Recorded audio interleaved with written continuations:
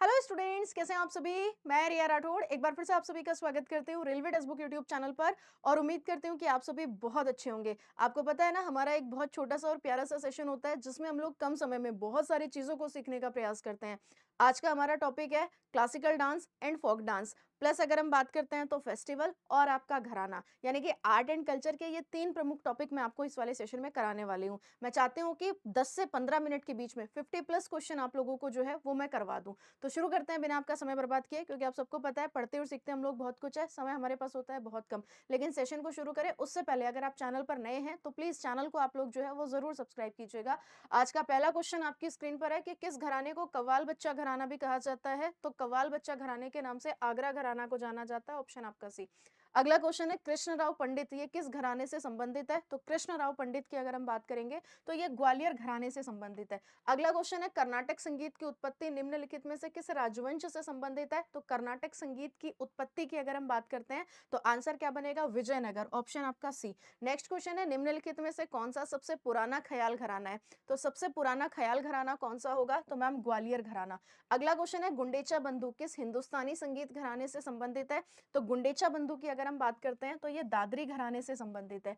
Next प्रश्न है उस्ताद अलादिया खान ये किस घराने के संस्थापक है। तो अगर हम बात करेंगे उस्ताद अलादिया खान तो ये संस्थापक हो जाते हैं जयपुर घराने के। नेक्स्ट क्वेश्चन है निम्नलिखित में से कौन शास्त्रीय हिंदुस्तानी संगीत का घराना नहीं है। तो इसमें से बात करी है नहीं है। क्वेश्चन को ध्यान से पढ़िएगा कि निम्नलिखित में से कौन सा शास्त्रीय हिंदुस्तानी संगीत का घराना नहीं है। तो आंसर क्या बनेगा, तंजौर घराना, ऑप्शन आपका सी। नेक्स्ट क्वेश्चन है खंडधार वाणी और गोहर वाणी का गायन किस घराने के गायक करते हैं।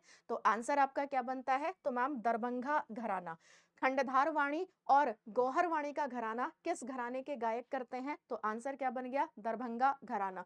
नेक्स्ट की तरफ चलते हैं कृष्णराव पंडित के गायन का संबंध किस घराने से था। तो ये हम लोगों ने पहले भी जो है वो डिस्कस कर लिया, आंसर बनेगा ग्वालियर घराना। तो कृष्णराव पंडित के गायन का संबंध किस घराने से हो जाता है, तो मैम ग्वालियर घराना। अगला क्वेश्चन है निम्नलिखित में से कौन पटियाला घराना से संबंधित है। तो यहाँ पे एक नाम आप सबके सामने आता है जिनका संबंध पटियाला घराने से है। तो करेक्ट आंसर क्या बनता है, फतेह अली खान और अली बख्श खान, दोनों नाम इंपॉर्टेंट बनेंगे, याद रखिएगा। नेक्स्ट क्वेश्चन है कथक के बनारस घराने के संस्थापक कौन है। तो कथक के बनारस घराने के संस्थापक कौन हो जाते हैं, जानकी प्रसाद, ऑप्शन आपका डी। नेक्स्ट क्वेश्चन है लखनऊ घराने की नींव उस्ताद ने रखी थी। तो लखनऊ घराने की नींव किसने रखी है, तो मैम बख्शू खान ने, ऑप्शन आपका बी। अगला प्रश्न है टप्पा गायन किस घराने से संबंधित है। तो जब हम टप्पा गायन की बात करते हैं तो इसका संबंध बनारस घराने से हो जाता है। तो आंसर आपका ऑप्शन बी, बनारस घराना। संगीतज्ञ भजन सोपारी किस घराने के संतूर वादक है। तो अगर हम लोग बात करते हैं भजन सोपारी, इनका संबंध किससे हो जाता है, संतूर से। लेकिन बात है इनका घराना कौन सा है, तो मैम सूफियाना घराना, ऑप्शन आपका जो है वो डी बिल्कुल करेक्ट होगा। अगला क्वेश्चन है लखनऊ घराना का दूसरा नाम नृत्य और संगीत की एक शैली क्या है। तो लखनऊ घराना की अगर हम बात करते हैं तो लखनऊ घराना पूरब घराना के नाम से भी जाना जाता है, ऑप्शन आपका डी। अगला क्वेश्चन है कथक के लखनऊ घराने की स्थापना जो है वो किसने करी है। तो कथक का लखनऊ घराना, पहली बात तो क्वेश्चन यही बनता है कि लखनऊ घराने की अगर हम बात करते हैं तो इसका संबंध किससे हो जाता है, कथक से। तो कथक के लखनऊ घराने की स्थापना जो है ये किसके द्वारा करी गई थी। तो आंसर आपका क्या बन जाता है, ईश्वरी प्रसाद, ऑप्शन आपका बी बिल्कुल करेक्ट होगा। अगला प्रश्न है बुंदू खान दिल्ली घराने के एक वादक थे। तो बुंदू खान की अगर हम बात करते हैं तो ये सारंगी बजाया करते थे। प्रसिद्ध ठुमरी गायिका गिरिजा देवी जो है ये किस घराने से संबंधित थी, इंपॉर्टेंट बनेगा, बहुत बार पूछा जा चुका है। तो जब हम बात करते हैं गिरिजा देवी तो इनका संबंध हो जाता है बनारस घराने से, ऑप्शन आपका डी। अगला क्वेश्चन है हिंदुस्तानी स्वर की ख्याल शैली के जयपुर घराने के संस्थापक कौन है।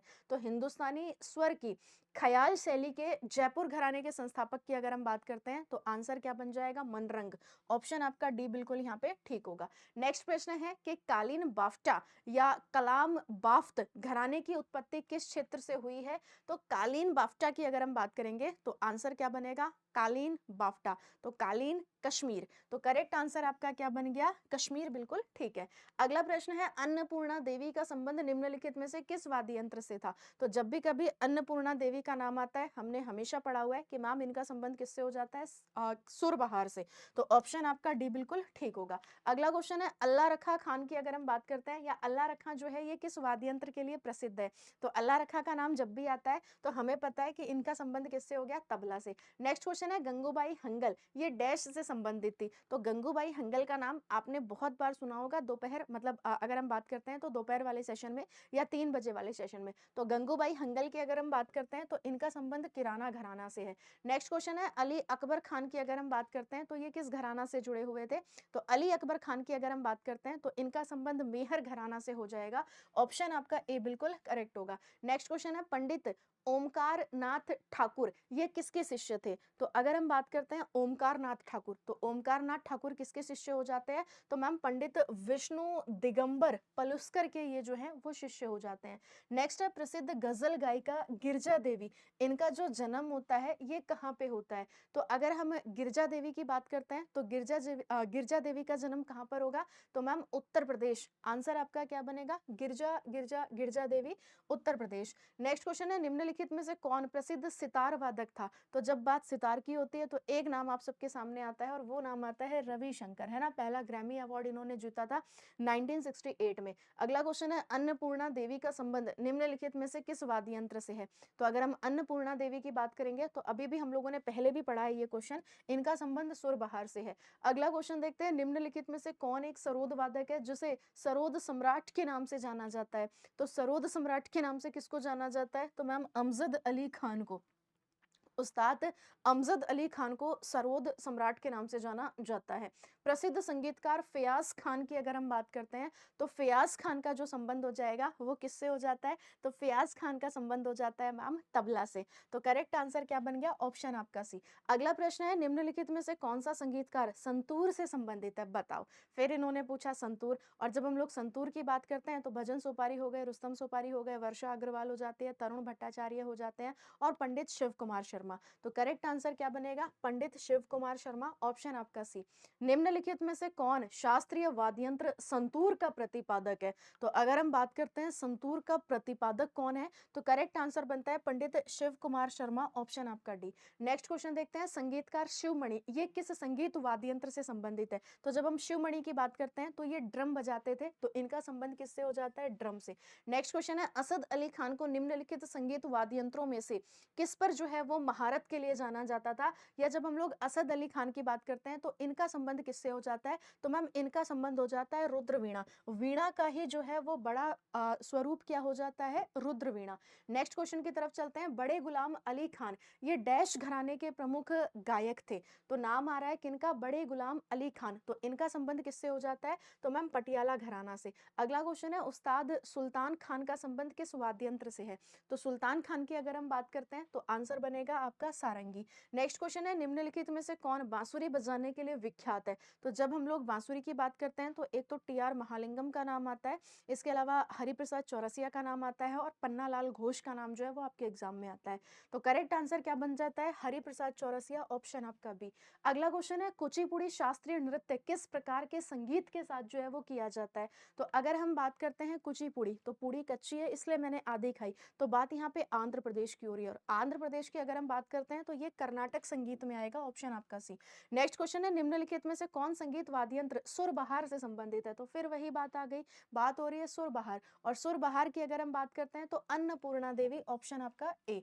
अगला क्वेश्चन है कुचिपुड़ी नृत्य शैली की उत्पत्ति कहाँ पर हुई थी? तो अभी अभी मैंने बताया ना, पूड़ी कच्ची थी इसलिए मैंने उसको क्या किया, इसलिए मैंने उसको आधा खाया।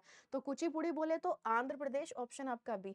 अगला क्वेश्चन है कथकली प्रदर्शन की जो शुरुआत होती है वो किसके साथ होती है? तो जब हम कथकली के स्टार्टिंग की बात करते हैं तो ये केली कोट्टू से होती है ना? किससे इसकी शुरुआत होती है? तो मैम केली कोट्टू से, ऑप्शन आपका सी। अगला क्वेश्चन है डैश अहमदाबाद गुजरात के एक प्रसिद्ध कुचिपुड़ी और भरतनाट्यम नृत्यक है। तो यहाँ पे भरतनाट्यम की हो रही है, तो कौन है जिनका संबंध भरतनाट्यम से है? तो करेक्ट आंसर क्या बन जाता है मैम? मल्लिका साराभाई, ऑप्शन आपका बी। नेक्स्ट क्वेश्चन है कि पलकूबाई जो है ये किस नृत्य से संबंधित है?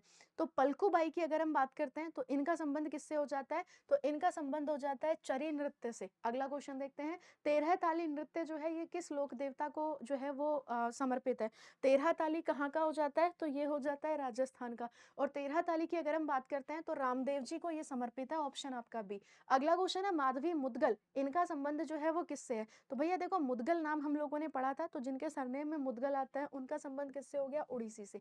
अगला क्वेश्चन है कि गिनीज बुक में शामिल होने वाला पहला लोक नृत्य जो है वो कौन सा है?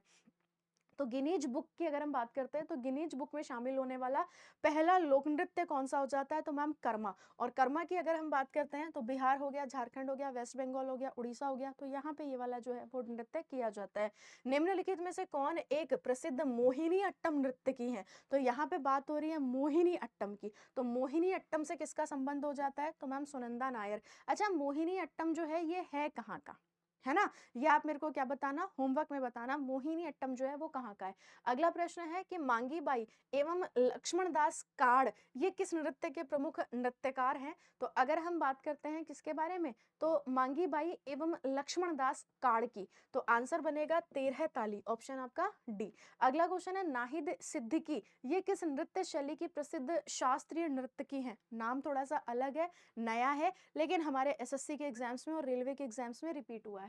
तो नाहिद सिद्दीकी की अगर हम बात करते हैं तो ये कथक से संबंधित है। यामिनी कृष्णमूर्ति निम्नलिखित में से किस नृत्य शैली की नृत्यकी हैं? तो यामिनी कृष्णमूर्ति की अगर हम बात करते हैं तो सबसे पहला नाम तो भरतनाट्यम में आता है, और इसके बाद अगर हम बात करते हैं तो कुचिपुड़ी। तो आंसर आपका क्या बन जाता है? कुचिपुड़ी और भरतनाट्यम, ऑप्शन आपका ए। अगला क्वेश्चन है पद्मश्री पुरस्कार से सम्मानित दर्शना झावेरी, अगर हम बात करते हैं झावेरी सिस्टर्स, जैसे कि स्वर्णा हो गया, रंजना हो गया, दर्शना हो गया, और इसके अलावा अगर हम लोग बात करते हैं तो रंजना, तो इनका संबंध किससे हो जाता है? तो जितने भी झावेरी सिस्टर्स हैं तो इनका संबंध हो जाता है मणिपुरी से।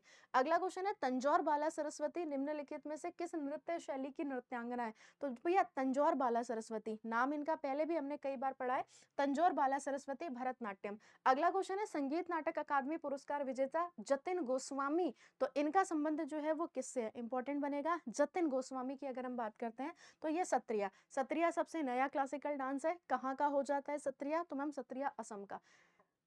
अब आप मेरे को होमवर्क में ये बताओगे कि जो मोहिनी अट्टम है ना, ये कहाँ का क्लासिकल डांस है?